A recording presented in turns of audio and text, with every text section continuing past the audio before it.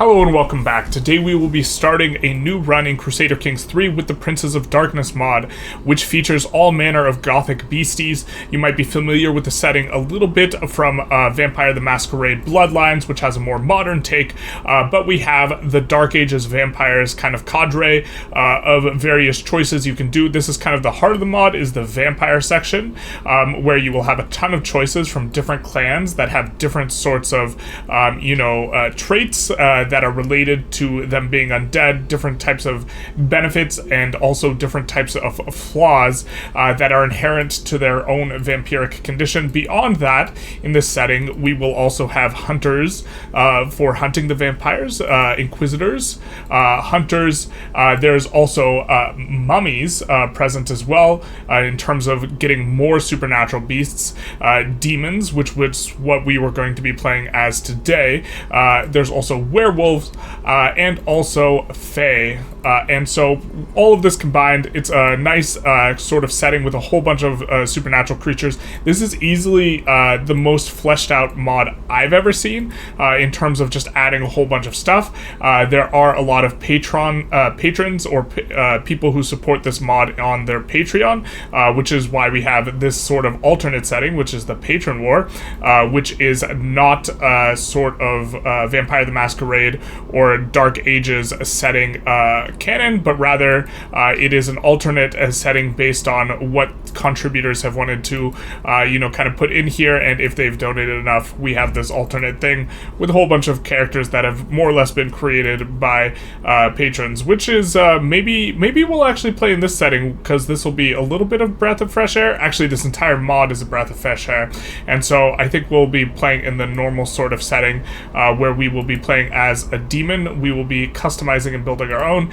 and there's also an alternate start date, which is closer to the creation of the Camarilla and Sabbat, which is kind of when the Age of Inquisition and the Anarch Revolt. It's a major historical event for this kind of world lore, and so this will be one that is also present. You can even play as Dracula in this one if you wanted to, get your Dracula on, but we'll get into character creation here. I was thinking about it a little bit, thinking about wanting to restore Carthage, wanting to restore the timeline, doing a custom demon character, and placing them in Carthage, but I think that since there actually is quite a bit of Carthage flavor in this mod, in particular, the Bruja clan has options to restore Carthage through various events and this sort of stuff. Maybe we'll leave the Carthage on the table, which is of course tragic and sad, but instead we will look to play as one of the demon options that is present at game start. We have several. I think that in particular we are choosing between two, which is ARES, who's the god of war, but before we get into that, let's read the flavor text that we have at the start of Dark Ages Demon. Before Adam and Eve even existed, God made the angels to assist him in lording over creation, but he soon grew disappointed with them and ordered his angels to hide themselves and let humanity decay. Lucifer refused, and the War of the Heavens was born that day. God's legions triumphed, casting the rebels into hellish abyssal prison, twisting them into a mockery of their former selves. Over the eras, only a handful of them have escaped, someone backed by reckless infernalists, and thus the demons were born. Tear the stars from the sky, cast downfall all of creation, and throw the ashes into the face of the sun-carrying god. Perhaps then your torment will finally end. So you are playing one of the rebels who failed to overthrow God in this mod, and we will be selecting, I think, the two options that I was kind of interested in choosing were between ARES, whose faith is wrath, who's going to be a medium difficulty, and also Lamashtu, whose faith is pride. But why don't we take a look at Greeks? An ancient Greek war god, Ares is the embodiment of violence, bloodlust, and sadism. His worship was more often an act of appeasement, simply to ward off the deity's wrath, than any form of devotion. When first summoned by the Greeks, Ares really became one of the most powerful demons during his tenure as Mars, the Roman war god.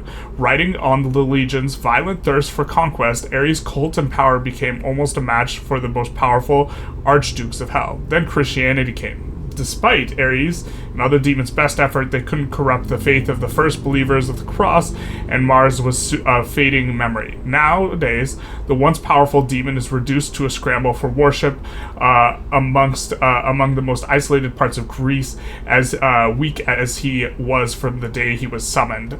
Demons gain power through the degree to which they are worshipped, and so the fact that he was losing out in this has caused him to fall from a previous grace. But we will get started here as ARES. Alright, so we get to see some of what's going on under the hood now with this mod, and we will be talking about Angels of Darkness, or, demons as it were. They're fallen angels, and we will be taking a look at some of the main demon mechanics. Demons are heavily focused on the theme of corruption. They can tempt, giving away their main sin trait to someone, in our case it's wrath, and corrupt by converting the faith of someone else to their main sin trait, basically everyone else. Characters of faith can be enthralled, creating useful puppets that also give you passive lifestyle experience for your powers. You gain power from the faith that is, the belief in your supreme power as a fallen angel. You are truly immortal and can only be, at worst, punished by pushed back into the abyssal prison, but never fully destroyed. You need a host, however, which might be immortal if you're fallen, possessing them, it do be like that, or a location or artifact if you are earthbound. In both cases, succession is of no concern to you, but you must still take care of your hosts. Your main resource, resolve, is sparse but can be regained by revealing your true form to others so that they believe. First, use the personal character reaction to choose the true form, then use the reveal character action on others. More efficient methods will be available later on in the Arcana lifestyle tree. We can see a little bit about the lore on the demons. They're fallen angels. I think we already read, actually, some of this. Michael cast the angels out of heaven and into the abyss. They've been present there since then, but a small number of them have been called forth by Infernalists and are now back on Earth, greatly corrupted and weakened by the torment endured in the internal prison. Forsaking everything they once stood for, the fallen angels, now just called demons, want to see everything burned just to spite the uncaring God that let them suffer, and we are good to go. So, coming in, we can see some of our lifestyle. We have this entire massive tree, and this is just for the demon, sort of path. There are separate trees for all of werewolves, true believers, witch hunters, vampires of there's different branches for all the different vampiric powers, like about a dozen different branches. There's tons and tons and tons of stuff that give unique character interactions, as well as just kind of a lot of boosts. There's for fairies, werewolves, witches, witch hunters, all manner of things. And so we will be kind of utilizing this one. I think that we are going to, at the very least, go in on picking a focus that is going to be in the demonology sphere, at least for now. We, of course, will be choosing the Dread one. It's hard to imagine anything else. Well, okay, we could do this one as well. Let's go with Dread for Dear ARES, and we will have 5 Arcana points available to choose a ton of different things. I think that the first one we're going to choose is going to be one that just enhances our abilities by quite a bit. I think that we'll start with Trait Aptitude because it's going to give us a +2 in everything. I think that's going to be a pretty nice one. And then we will start also do Enthrall. That way we can unlock the character interaction to make people our thralls, because we need the true believers. Oh, we already start out with this. We need believers in order to make it so that we can get people to help us out, believe in us, grant us powers. I think we'll go with Greater Invocation as well, which will allow us to bring people to our court so that we can try and get the best faithful possible. And this leaves us with 1 point, and we will choose something that is kind of maybe in line a little bit with ARES in inhuman strength, having great, big, strong, chatty muscles. And that'll be kind of our start here. We're not going to read through everything here. There's quite a bit for us to unlock, but we are immortal, so we have plenty of time to unlock all of this. Coming in here, we can take a look at our character, and man, we're looking pretty good. Dear God of War, that is a lot of stuff. We have a legendary Blade Master coming in here, Heraclean, Unrelenting Faith, various manner of things, Blade Master, Brilliant Strategist, okay, Irritable, it do be like that sometimes, Heraclean, nice, nice in Greek, and we have Brave, Sadistic, and Wrathful, which does sound like a little bit of an ARES vibe, and we have, you know, a pretty high martial here as well. So Resolve is our demonic power. We can get it through the Revelation character interaction.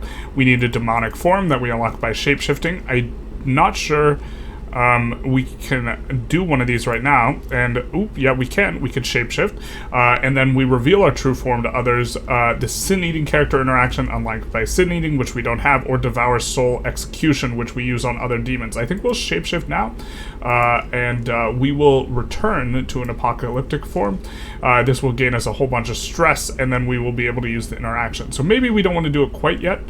We could also do an angelic form, which is maybe a little bit less punishing in regards to, we see that this was mainly going to give us dread, attraction, and a whole lot less diplomacy. Diplomacy is already something we're struggling with, so we're not a balanced character at all. But I think we're going to take a look at some of our Namaru legacies here. We are this particular branch of demon. I believe there's 7 houses, and this one is a little bit more focused on leadership in particular, and we will gain memories of our past life. I think that we're going to in particular want to do this. The monthly lore, which is our demonic power lifestyle experience, is going to be pretty valuable, and this stuff just gives it so that our thralls and stuff will be a lot better. This isn't improving us as much, and so I don't think we want that as much. And then we kind of have more vanilla traits in down here, which we're going to be less associated with the mods. You will have different legacies for all the different types of branches of things you could do: vampire, werewolf, witch hunter, all this manner of stuff. But we're gonna kind of rank up in this, and we will have I wish I was an angel. It do be like that sometime. All demons were once angels, God's handmade creation to help him administer and watch over humans. Each angel had a sometimes broad, sometimes specific purpose ingrained in their being during creation. This purpose was their very essence. While being twisted and corrupted by millennia of rebellion and imprisonment, it can never go away completely. So what were we about? We could be an angel of fate, an angel of patterns, an angel of leadership, an angel of pathways, and an angel of starlight. I think that we are inevitable. We will choose Angel of Fate, but also we're currently just really, really nice and martial anyways. I don't think we necessarily really need to push it, and so we will do this. Maybe this is a little less themey, but I would like to have a slightly more balanced character, and so we'll do this. And now we have Infernal Soldier, and so this is going to continue to improve both the dread and the lifestyle experience, and so we'll choose this as well. We have a little bit more renown points, and we can improve some other stuff as well. Memories of our own genesis, our own creation are returning to us. A lot of our sanity was stripped bare during our imprisonment in hell, and it's all coming back to us now. Humanity was God's finest creation, or so he thought. Your purpose as an angel was to watch over them and guide them, but never show yourself. In truth, it was a turning point with God, so clearly favoring his newest creation, that is man, but also warning that you should not interfere with their potential mistakes. Too bad we helped them and gave them fire. Even if such mistakes could lead to catastrophes. Many angels were torn on this matter, with the idea of the lore behind the demon kind of sphere in this background being that the war was over Lucifer curing humans, as they like to frame it, of ignorance, and for that he was cast down. That is giving Adam and Eve the apple. With some thinking that God's conflicting orders was a test, or that he stopped caring about them with his new humanity started to rise. In the end, some became jealous of humanity, some overprotective, some stayed on the skylines. What about us? So we could do, we were guiding them. This would give us diplomacy and stewardship. We were resentful of them, which would give us intrigue. You show yourself to be a teacher. We are a teacher of great military things. that actually gives us less overall points than the other one. It only gave us 5 points. I just realized the other option would probably be better, but that's okay. We're getting a little bit more balanced here. And now we have the Infernal General trait, which this is going to cost a whole lot for us. And so this will leave us with not a lot of renown left, and this will be the last option we save. And then we have Memories of Our Fall from Grace. The war in heaven began when a prophecy came to warn the angels about impending disaster that would befall humanity. Some, led by Lucifer, wanted to reveal themselves to mortal to save them from the doom. This is not the lore I remember, but okay, we can roll with it. Others thought that God's will to not intervene with humanity was more important than their role as wardens. Debate turned to war after Cain murdered his brother Abel, and this is how the vampire... Cain was the first vampire in terms of this lore, and in the Dark Ages period, they referred to themselves as Cainites, or Canaanites, I can't remember which, introducing the concept of violence to this nascent world. Lucifer's rebellion lost in the end, and all the rebels became beings now known as demons, such as ourselves, Ares, god of war. But why did you join Lucifer's in the first place? We could say that his charisma swayed us. I don't know if we want to take this. We wanted to protect our humanity. We might take this. It's going to really crank down our prestige. The new concept of war fascinated us. We don't necessarily hate that one. To this day, we're still not sure. We definitely want to do this one. We'll say that, we'll say the new concept of war fascinated us. This seems the most themey. This seems the most on point, and we will lose so much of the diplomacy we strove to gain, but we haven't gained any intrigue yet. Why don't we take a look at our character sheet here? Okay, we have decent intrigue. We have, solid war. I don't think we want to necessarily decrease our war at all. Maybe we do this one, which will give us a nice, kind of more balanced character sheet here. Do we have to unpause to do this? Okay, so we have a nice kind of balanced looking character sheet here with quite a bit of learning, quite a bit of war still, and Secrets of the Damned. What would we like to explore? We will choose Arcana and Resolve. Both demons and thralls have access to Arcana. That's this resource down here, represented as lifestyles, though some perks are demons only. Okay, so that's rather... This is our Resolve. The Arcana is, of course, the branch, the tree that we had earlier. Demons can gain yearly Arcana XP by the number of thralls they have. Use your Resolve to fuel your Arcana powers, and you can gain it by Revelation character interaction. First adopt a demonic form, and then reveal it. Sin-eating character action, and okay. So... I think we're good, and I think we're ready to go. Having been divinely inspired and remembering who we are, our character sheet's looking a little bit better, and we're off on our way.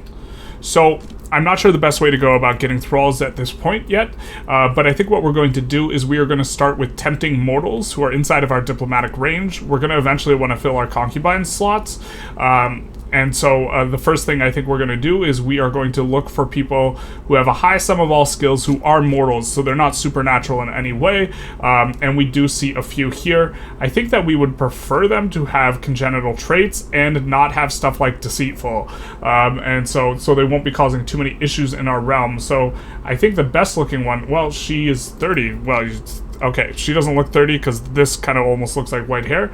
But I think what we're going to do is we're going to start doing some of these unique character interactions like Tempt. We will use our Tempt scheme on her and maybe be able to bring her into our kingdom and make her our thrall. Now, also, we do have a bunch of unique decisions that are kind of relevant to demons. We have Corrupt the World, looking to get every... we can do the unlock the abyssal prison break decision, which I think is going to release a bunch of demons on the earth, allows us to vassalize rulers with the sin trait corresponding to our faith, that is wrath. We're able to use Great Holy War, and we gain the eternal wrath for our house, which that's a pretty nice juicy advantage. We have Nephilim. We are not in the best position for this, but this allows us to start making demonic offspring, which is, again, a reason for wanting good congenital traits, I think. But the requirements are we have to be we have to completely control Scandinavia or Burma, so not really that themey considering we're going to start off with Greece, or we need 20 courtiers with the trait projector. And so we might be looking to attract a lot of, kind of ones with this trait. I'm not sure the best way to do this, but getting started on this would maybe be decent. We have the Restore Babylon idea here, which will allow us we get Babylon. Oh, so we don't even need to create it? No, we need to we need to control Kufa, have a high level of fame, and have a realm size of 50 or more. Pretty far off, but we will start, going back to an age of savage empires, holy wars, and heroes, in the living gods, back in the day, back before humanity forgot some of these. We got Primordial Sin Dragon. We have to completely control several areas, be a religious icon, this sort of thing, and it will unlock a very strong trait for us. If we do this, summoned by the fading hope of once pious mortals, 7 great dragons are waiting for a worthy embodiment of their sins to claim them. Will you be that unholy paragon? We have, of course, a normal found holy emperor, found a new empire, and we have some other interactions here like seek the aid of spirits. I think we'll start off with this. Spirits inhabit the world around us. I can ask my demon to call on them to aid me in my endeavors, but there's no telling what the outcomes might be. We will see how that kind of shapes up. Ooh, we immediately get it. We don't even have to wait. My Demion Olympius brings me a peaceful glade. The spirits are here, Ares. This is the best place to call them. Holding up 2 baskets. Now we decide on what type of offering there is. I think that isn't my presence enough, but the sheer audacity might impress them. This seems like an Ares thing to say. Offering. Pretty sure we have that on lock there. Okay, so the spirits weren't very impressed. Unfortunately, we're not the same Ares we used to be, back in the day. It's rough. We fell off. We peaked in high school. So we get kind of our first of our events here. The Stairway to Hell. Demons are fueled by the faith provided directly by their thralls or even indirectly by the people who fall under their sinful expertise. That is wrath. It looks like we got it twice. With faith, demon can become truly powerful and can theoretically at least achieve power equal to a god himself. We did that. We did that back in the day. Back in high school, we used to bench 405. But now Christianity's wiped away the faith, and now it's just this little snippet from which we are drawing power. As your eminence grows and your dominion over God's humanity expands, so does your power. Do you wish to use your flock's piety to empower yourself and ascend in the diplomatic ranks? We could do a little bit of a boost, so we could do a lot of bit of a boost. We could do praise me, and we could do I am powerful enough. I think that, what's the best ratio here? So this is 50 to 1. This is, what is this? 33 to 1, and this is... in terms of spending our piety, what's the ratio here? I think this ratio, is this ratio the best? 100 to 300? This ratio is the best. So we'll say our potential is limitless. And then we will say our potential is limitless. I think we will generally keep choosing this. Our potential is limitless. Okay, so we spent up all of our piety. Peace is an illusion. We will gain God of Warriors. This is our story so far. Our levy size, levy reinforcement rate sucks. Wrathful Ares, you have fallen from your heydays in glorious ancient Greece, back when in high school where you bench 405.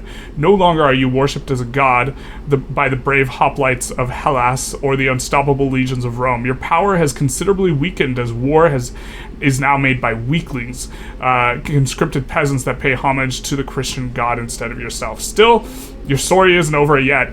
We can peak harder. There are still a true men of war in this world, including some who properly respect the god of war in his many forms. It might not be much, but this will be enough for you to rekindle your love of battle and bloodshed in humanity. After all, war never changes. Nice Fallout reference. War does never change. We gain God of Warriors. Mercenary high cost is low. Peace is an illusion. And we can propose an alliance. This gentleman here. We will say no. Alliances are for pussies. Oh, it appears our host may have died. The only alternative to inhabiting a reliquary for a fallen angel is to possess a human host. We definitely want a human host, that way we can lead our troops in battle. Demons can possess humans for a time, but not permanently, because acts of possessions doom the mortal to an unavoidable and hideous death within a short time. Ugh. We're going to possess a random cultist. We will look the same, we will feel the same, except for we will get, instead of... what is this? Where is our host trait? We are leeching on our terrible host. It won't be the best of hosts, but we actually had a terrible host before. We have also engaged in a little bit of a war, looking to expand kind of near and around where we are. The knights are extremely powerful in this game, so assessing what the strength level is can be difficult, because this guy is way stronger than he looks, and in fact he might even, well, looks like we're going to win this, but he's going to punch above his weight because he has a bunch of vampiric knights. This is a vampire we're going after, but it's soon going to be proper ARES Greek territory. So we do have another demon in our realm here, Marichenes Gophora, the succubus of who cares, and I think that we are going to use the recognized cultist character interaction, which I think is going to make it so that she worships us. Not sure exactly how this works, in terms of what happens. Did it take her away as our subject? No, she's still our vassal. She's just now also our cultist, which isn't giving her any traits, but I think that the cultist trait will make it so that she contributes a little bit to our resolve. The resolve bar is currently not really flowing up. She is a cultist of ours now, and yes, she is our thrall now, and so we can... make her transfer titles. We won't do that. Instead, we'll just kind of keep her as is, and hopefully we will siphon off a bit of power from her, from the belief of her in our demonic demonness. I think we'll also undertake a journey, a great journey, a test of our character to learn new abilities. I think we're going to learn this branch. We can't learn sorcery. We don't have enough prestige here, which would be nice to be able to learn this, but instead we're going to learn theurgy, which is a form of magic practiced by the Jewish mysticists, recently discovered by Christian scholars. It's been formalized into multiple paths like the Via Medicinity, the Via Oracli, and the Via Necromancy. We would like to unlock some of these. Banishing of a Wraith. Let's see. We will gain Theurgist at some point. Heal character interaction. Receive notification of someone's intent to murder you. This seems cool as well. I think this gives us a new branch of stuff. But in any case, we don't mind spending a little bit of prestige to better ourselves, as one does. We've decided to adopt an angelic form here. You can see, of course, the ARES wings. This will improve some of our stats. If we take a look, we can show what exactly we're getting. We are getting diplomacy and prowess, general opinion, and diplomatic scheme power. I think we'll stay in this as long as we can. It did cost us a little bit of stress to get here, but now we can expose to our thrall the revelation of our massive angelhood. And so we will do this. We could do, let's see, revelation effects on her 5 times, 39 chance of losing resolve 0, gaining resolve 1. She gets stressed out. She don't want to see that massive angelness, but we're going to show her anyways, and this will generate for us a little bit of resolve. So now maybe we can summon to ourselves someone who we would be useful. So we could summon Baba Yaga, which would, of course, be nice, except she's asleep. She's in torpor. This is a vampire thing. And this is someone who we are trying to bring to our... we started to try and tempt her instead, but we see mental defenses are too strong. So I think what we're going to do is we're going to look and see what trait it was that allowed for the Nephilim decision that would allow us to make breeding and progenitors of, our great demonic... spawn. And so we need a projector. We need 20 courtiers with the trait projector. And so in theory, I think that it'd be better to find courtiers with this trait if we can. So we'll see. Okay, they have the lament trait. I think that this is what we're looking for. Projector. I think this is it. Okay, I think it's the Lament trait. All right, that we want. And we see that, hey, there's a few. They appear to be mostly mortal. Some of them are not. Cainite Heresy. Okay, this one's mortal, but it's following Cainite Heresy. This one is Kinfolk. And a bit young. So I think that is strong and heritable. I don't think it is. But we don't see any inheritable traits. But maybe we can see about inviting her to court after, or just summoning them. She is not strong enough to resist this. So I guess maybe the question is what is it sorting by in terms of how we are able to summon people? Like, can we summon this one? It says that, oh, we can. Okay. And here we're sorting by, I think, prowess. Currently, so all these people have quite a bit of prowess. Where is the prowess section, though? Not super used to the CK UI. I'll see exactly... Can we show prowess a little bit better here? Or I'm just missing where it's at. I'm gonna figure this out. Alright, so I didn't quite see in the UI where it says prowess. We know we're sorting by prowess. We know we can click on the characters and see the prowess. And so just looking around, we do find this Marble Beauty, and we can use the summon a character interaction here. And we see that, oh, we have a 0% chance of succeeding, and this will lower us a resolve. I'm thinking that it's based on prowess, the reasons why we can or cannot get someone to come. And so what we will maybe take a look for is, are there any geniuses that we can maybe summon to court? You know, someone who is a mere mortal will not have too much prestige, but might have a nice ability for us to kind of make spawn with them at some point in time later in the future. We see Agnes, dear old Agnes, is a vampire, a relatively young vampire, as things go. And could we summon these people, is the question. And here we have a very high chance of summoning her. I do imagine it's based on prowess. And so we can summon people with the trait, or try and do this, and try and get them kind of with us. We know that being a vampire will completely make it so that they cannot have children, and so this is not something we would want if we are looking for someone to try and continue this on. So here, didn't mean to click on that one. And so we'll double check here. Again, what it is we need for the Nephilim, but I do think they need the projector trait, so let's take a look. Yeah, they need projector / lament, so we're gonna see if we can find anyone with projector / lament, and we see, okay, we're back in here again. We are sorting by sum of all skills, and we can try and summon one of these people to our court and maybe bind them to us. So let's just summon them, and we will see 100% chance this succeeds. They're in our court. We could recognize them as occultists now, and they will have to accept. I wonder why they're accepting. Opinion, fine, sure, fair enough. And so now that they're a thrall of ours, who is somewhat powerful, we can... we can't reveal ourselves to them. We can't engage in revelation because we do not have the piety. We have less than a certain amount of dread. Rip the dream.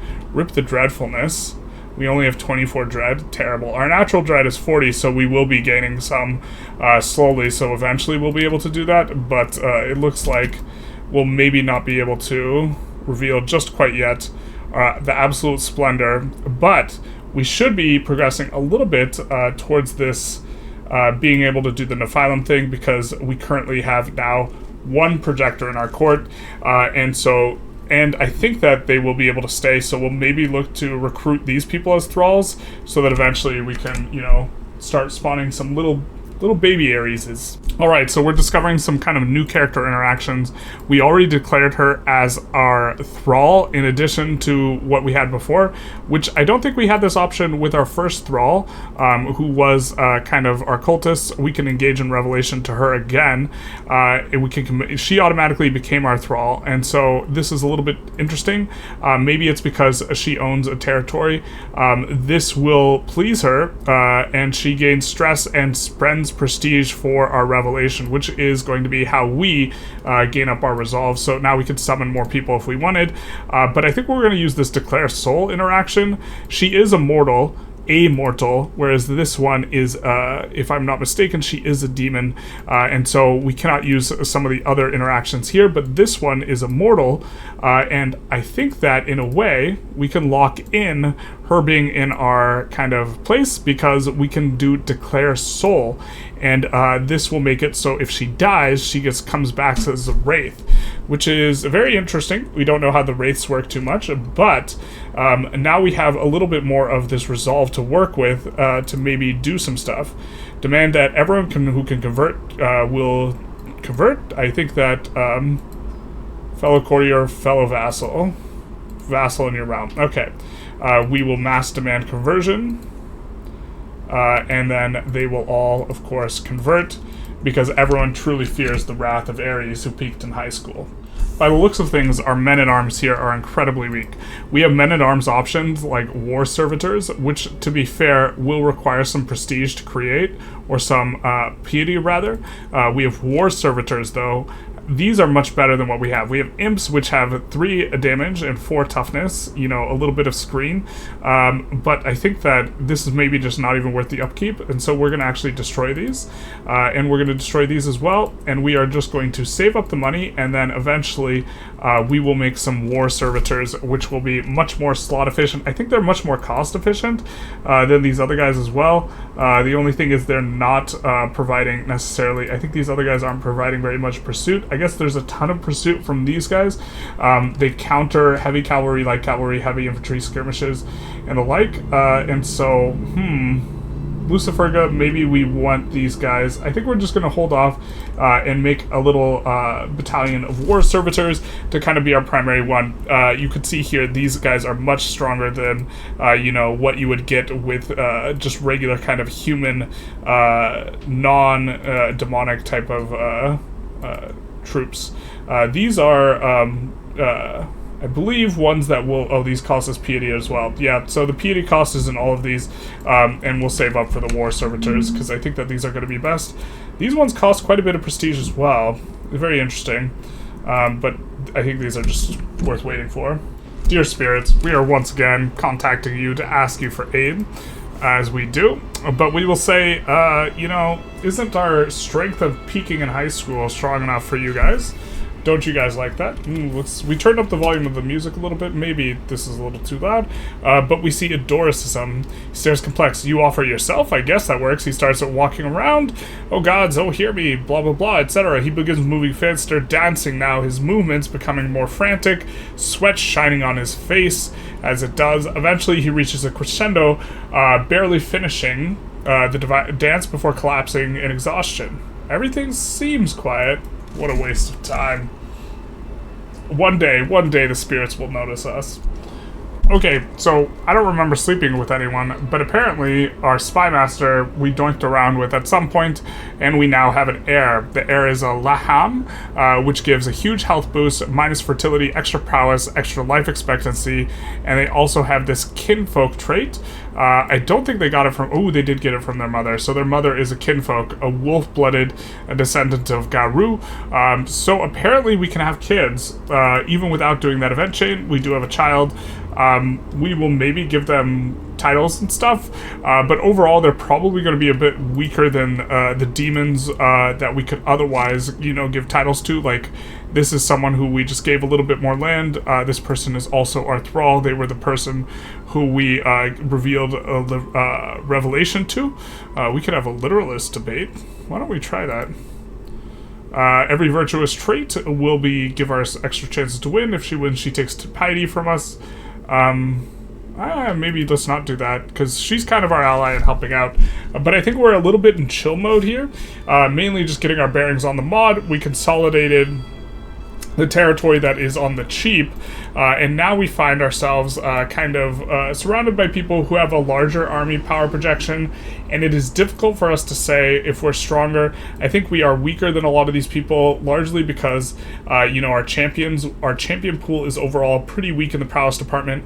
Champions are extremely important in terms of informing your power level, and we only have just this one man-at-arms regiment. While very strong, is just a singular regiment, so I don't know if it's going going to be quite enough, and I think we'll just kind of look to consolidate our power base here a little bit. Maybe there's a couple other people who just have one little territory that we could... Oof.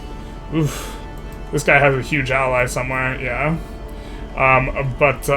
Maybe there's a few other places we could take, like Crete, like this gentleman here, who is a little bit stronger than us, allegedly. We're just kind of looking for the one state or one capital of miners for the most part, because this will allow us to kind of just do it in one war. When we would have to do it in one war anyways, because we do not have yet enough prestige or piety to go for the bigger wars. Alright, so much for chill. Our neighbor, who we didn't want to deck on, has no chill. They declared on us for the conquest of this province that we had just taken. We'll say rally the troops, but maybe we can recruit some sort of mercenaries, something like this. We do see they are on the cheap, but these are humans that are in here. Light horsemen, this type of stuff. It's not like we can recruit a band of demonic troops. Although we do have this modifier that increases, or I think it decreases the cost. Mercenary high cost minus 60%. Maybe this makes the mercenaries worth it. Maybe we peel off a battle and see what we could do. Kind of really wish that we had a little bit more here in terms of power. We could maybe invite a champion or recruit her to the court, something like this. We could ask her. No. What about recruiting her to court? This will pay 105 to her. She is a vampire, though. 9th generation vampire. She's a little on the delicate side, but she is immediately available with 14 prowess.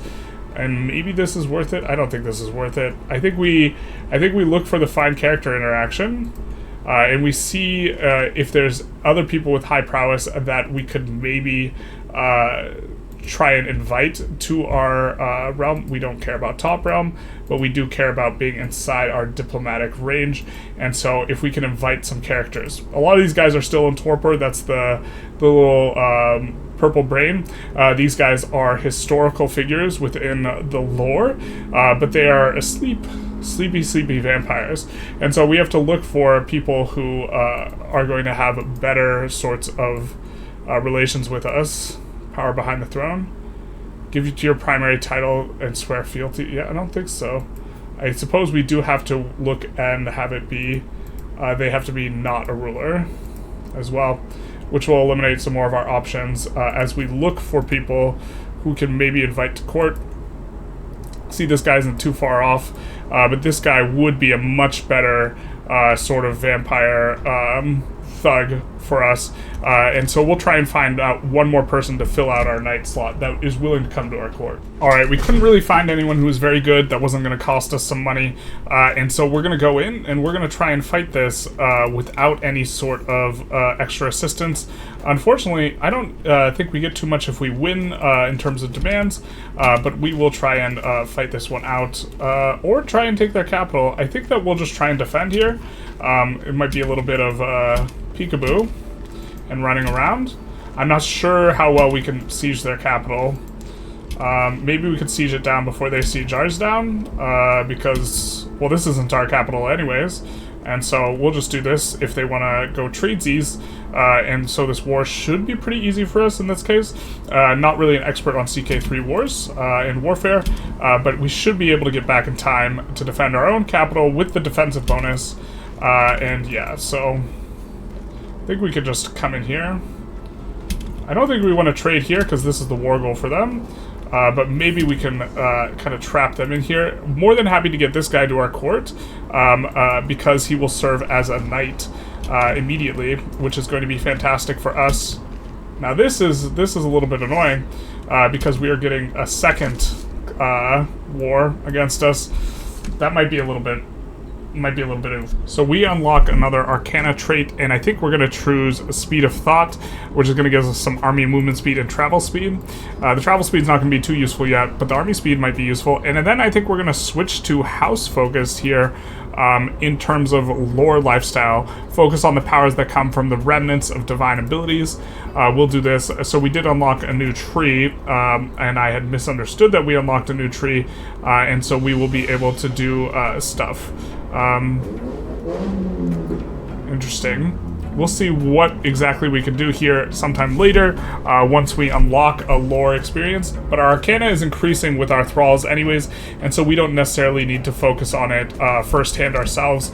I don't think we're getting anything that's giving us stewardship or like warfare experience, so maybe we want to come in and pick some of these types of things out ourselves as well.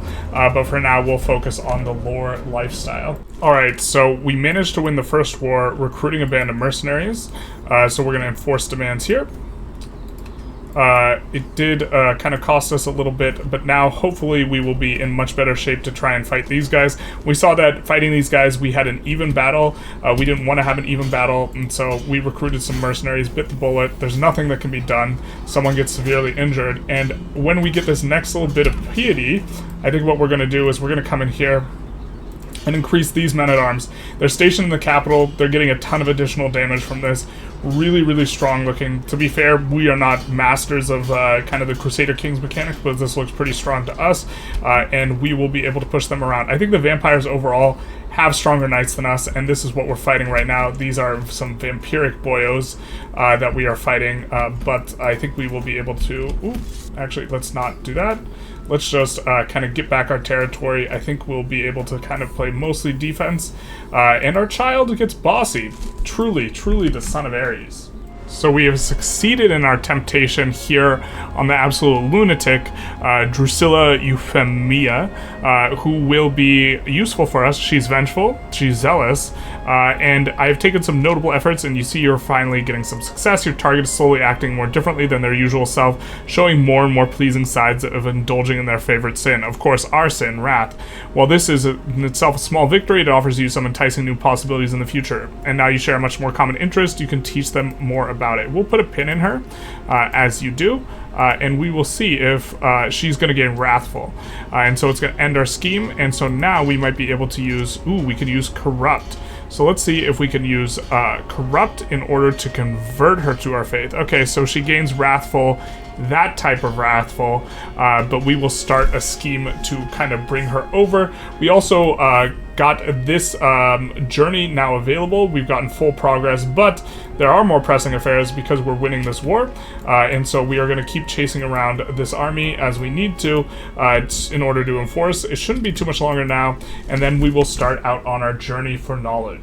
I'm not sure if this was a consequence of them fighting us and losing, or if this is even the same ruler who declared on us, but the person to our north is incredibly weak right now, so I think we're going to take this opportunity to declare a war on them before we go on our journey even.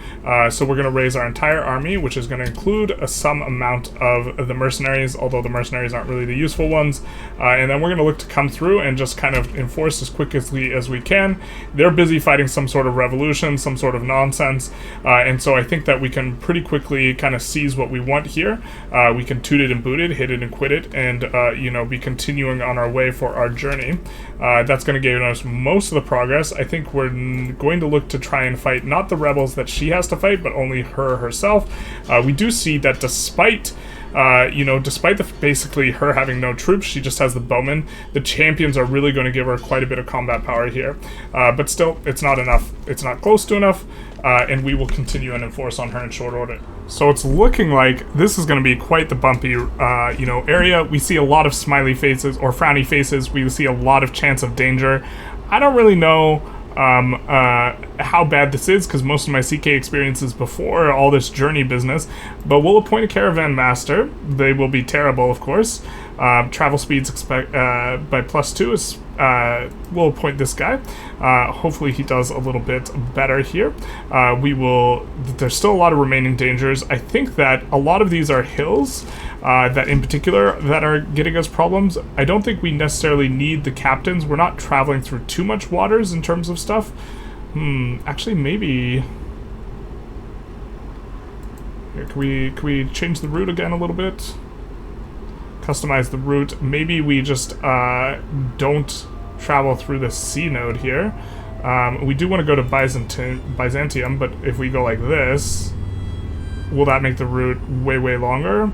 February in kind of the end here versus if we just don't go through there. It's 20th of February versus coming in here. If we just avoid that. Didn't change the date. I guess that's the arrival time. But coming in through here, we see a lot of these are forests and other stuff. And so I think we'll hire some mercenary guards because we're pretty unsafe here. And so that'll be a little bit expensive. And then other than that, we see a lot of the dangers coming from wetlands.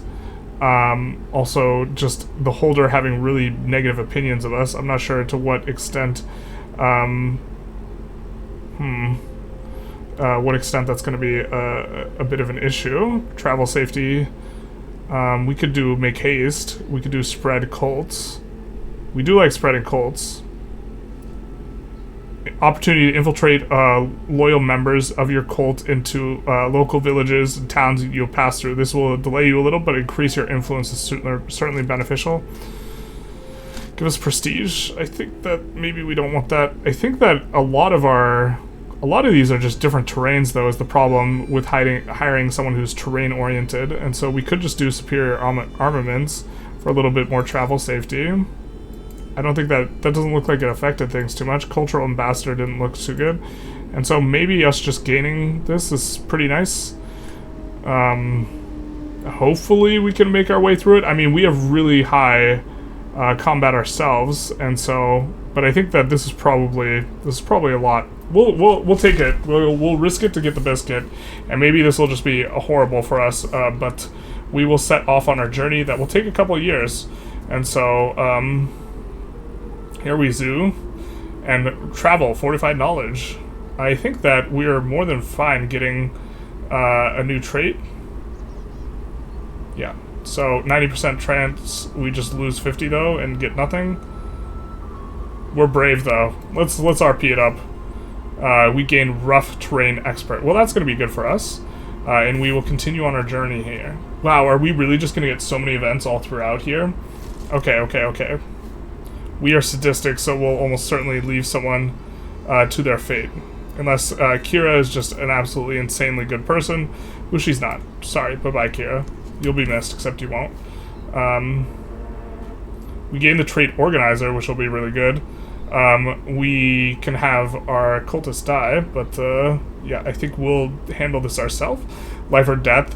And this is what I was saying, is I think that the fact that we have 49 martial and 23 war makes it so that we could kind of do this. And us just getting a whole bunch of these traits is going to be really, really nice for us as well. You might be less valuable after I win. They will join up if we beat them. We'll almost certainly beat them. And we could, yeah, we'll do that. We're brave though, so we will never let someone else do it. Here we are continuing a quarrelsome lot as we travel through. Man, we're just getting events like every step of the way.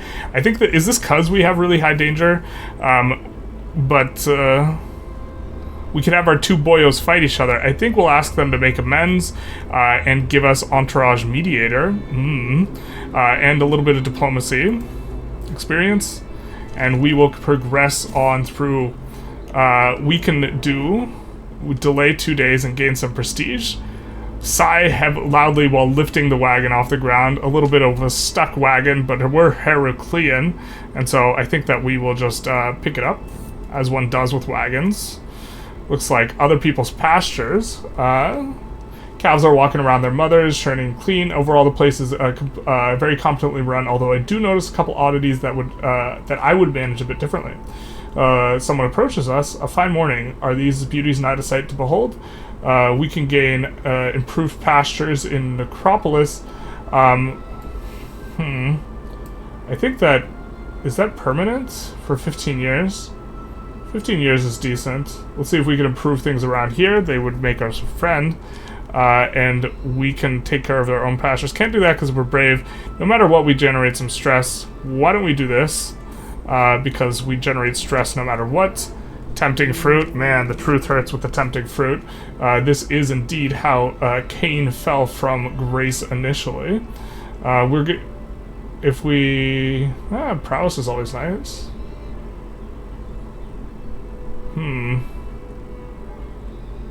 Hold on, what if it's poison? It's harmless after all. Yeah, we'll say what if it's poisonous. We would like to gain some lifestyle learning experience. We will choose this one. Help is coming. We will, of course, help someone. But our massive prowess, I think, is going to help us through most of these events. We'll draw attention to anyone that seems particularly nice, but we were made for this. We were built for this. We were built different. Never mind that, you know, we were built even differenter in high school. We will be, it looks like, just kind of cruising through a lot of these dangerous events. We get a local flavor event, the Cernog Monastery, Siamese's lair. The structure, Siamese is one of the major vampire clans. The structure lies atop a high ridge above a tree line. An abandoned fortress looms menacingly, its blackened walls forming a dark skeleton against the sky. Siamese's vampiric ability is manipulating flesh in particularly grotesque and monstrous ways, fashioning large claws out of their own flesh, I guess. It's not skin anymore, it's just this thing. Someone declared war on us. That's awkward. They're vastly superior, that's even more awkward. We'll rally the troops, like, well, we'll see if we can maybe get a marriage alliance. But coming in here, we will see long ago desecrated the land around the monastery cathedral no longer qualifies as holy ground. Canaanites may trade upon the premises with impunity. We're not a Canaanite, we're a fallen angel. The cathedral's interior reflects an atmosphere of dark foreboding. The architecture seems carved from the fervid imagination of some mad designer. This is Siamese and a classic. Grotesque carvings of beings that might be angels but resemble devils glare down on upon those who pass through the archway, and the entry must be a former sanctuary. The air inside the cathedral has a musky, cloying odor, as if something eternal dying is embedded itself within the stones and now oozes forth its essence in a miasma of perpetual decay. Eerie moaning sounds fill the cavernous central chamber, echoing throughout the high vaulted beams and reverberating in a cacophony of shrill screams that mimic the cries of victims undergoing agonizing, prolonged, exquisite torture. There's a trapdoor hidden beneath the altar of the church, cut down into the wooden planking of the floor. The door opens, pulling an iron ring. A narrow stairway leads down into the crypt of the cathedral, which contains a sarcophagus guarded by a small army of servitor creatures. We will say where Samael met his ends, if the stories are true. I think if this allows us to kind of go deeper into the thing, this would be nice. And if not, we generate some prestige in either case. Now, let's see if we can maybe get an alliance. This is a particularly powerful demon that's in the south. This is the other character we thought about playing. And so let's see if we can get an alliance with her via marriage. I know I said alliances were for pussies a little while back, but you know, we would like to have a dear wife. We would like to have a dear ally. She's a powerful demon, and I believe, if I'm not mistaken, we can, we don't want to adopt her faith. Can't we invite her to our war? Call to war. Please help us. That'd be nice. Thank you. We, of course, could use some help here because, how should I put this? This guy's a little bit strong for us.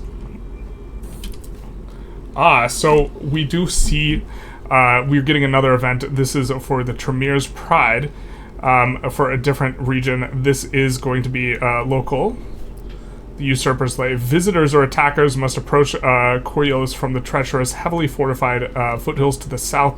So this is another kind of area that is lore filled, and there's a ton of these on the map that we saw when we were cruising through.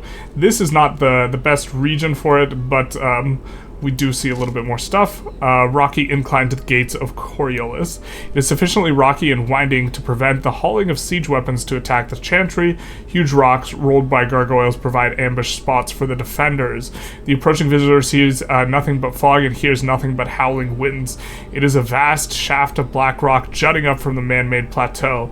Its surface unmarred by decorations, only dozens of long, narrow windows, now bricked up as one gets, and sealed over with lead sheeting, interrupt the perfect sheerness of a vertical surface. 8 towers rise up from the structure's bulk, acting as decoys as none of them give entrance to Coriolis itself.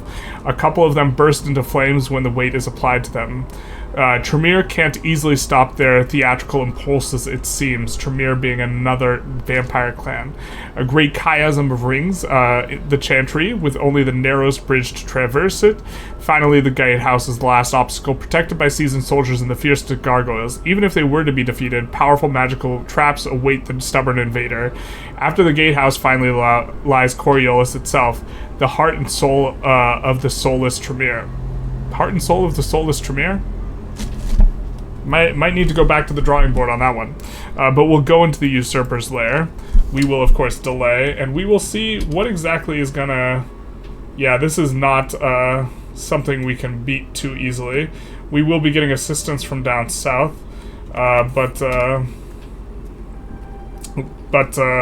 yeah, this is maybe going to be a little bit rough for us. We'll also raise the army. Unfortunately, we are not the commander ourselves, because we are off on a journey. Yikes. 2 lovebirds just kind of fluttering about on our travels. We, of course, have our champion as one of them, and Maria, the local girl. Well, you know, we could, this is a distraction, right?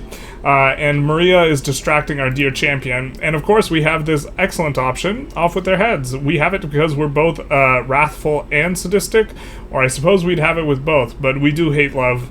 We hate it so much. Off with their heads. That's what's called the RP choice there. Finally, after much journeying, much excitement, much killing of lovers, we arrive on Esthia, way in the far north, and we are ready to learn our new ability here. The magic of the faith. Theurgy is similar to hedge magic, also known as sorcery, but superstitions and sacrifices powering this Numia follow the idioms of the Christian church. Theurgists often invoke the name of Archangel Raziel, the keeper of secrets, the angel of mysteries, who, it is written, stands close to the throne of God and put down all the secrets of the universe into a book. A highly codified practice, only diligent learning is required to master basics. You quickly find the Christian trappings of it quite strong, however, and make it harder to progress if you don't understand the religion well. So we spend some piety.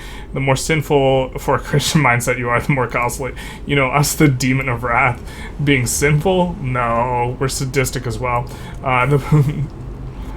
We will get sympathy to heathens or something like this. We will gain the trait Theurgist. In exchange for this, for 5 years, I don't think it doesn't change the truth. We've mastered the basics thanks to our hard work, and theurgy is quite a lot older than Christianity. Its roots stretch back in Jewish mysticism, so we're going to be learning some Jewish magic, and teaches the teachings of esoteric Christianity to heighten one's spiritual nature, to speak one's higher self, one's inner God, in order to better fathom the wisdom of God, to hear and speak the mysteries of fleshy ear, jellied eye, tongue of clay could not. Okay, fair enough. So we will say it does not change the truth. We acquire Theurgist, which gives us some learning, but also I believe it is going to give us another path as well, another area through which we can grow. Now let's see, if we come into the lifestyle, we see sorcery is now unlocked for us, which is going to be nice. It is going to have different sorts of perks that we can maybe engage in. We see Theurgy in particular is the one that's unlocked. So I think this is sorcery focus. This is Theurgy focus. And it could give us bound wraiths, prowess, plague danger and stuff. Looks like more wraiths here. And so we will eventually be able to do this. I think for now we'll continue emphasizing lore. And so we'll continue down this path, but we can swap paths if we want. And I think we unlock events and I almost said journal entries, decisions related to this stuff, which is going to be nice. So, and we will continue going through all these traveling events as well. We arrive home from our journey. We can finally go ahead inside again. We are, after that, just a fully veteraned out, traveler. Not quite got the Wanderer stuff down yet, but we are in really good shape from our travels, gaining a little bit of some cuts and bruises here, but we made it through. I mean, we're maimed and we're severely injured, but we made it through. Still have 50 prowess, still doing just fine, still living our best life, and ready for more. But I think we're going to conclude this this episode here. This episode, we did kind of expand a little bit here in Greece, looking to reclaim kind of our fallen glory because we peaked in high school, and we are playing as the demon ARES, trying to figure out both the way you play as a demon in this mod. We got a couple heirs, we're expanding our power base a little bit, and yeah, we're going to be continuing on this road. I hope you guys enjoyed. If you did, please feel free to like, comment, and subscribe. If you have any commentary on the mod or questions about the mod or advice about the mod, please feel free to put it in the comments, because we're not super familiar with the mod, but when we do play CK, we tend to play a lot of this mod, and so we just haven't played as a demon before, so this is a lot of this is new, but I hope you enjoyed. I already said YouTube algo stuff, so other than that, y'all have a good day.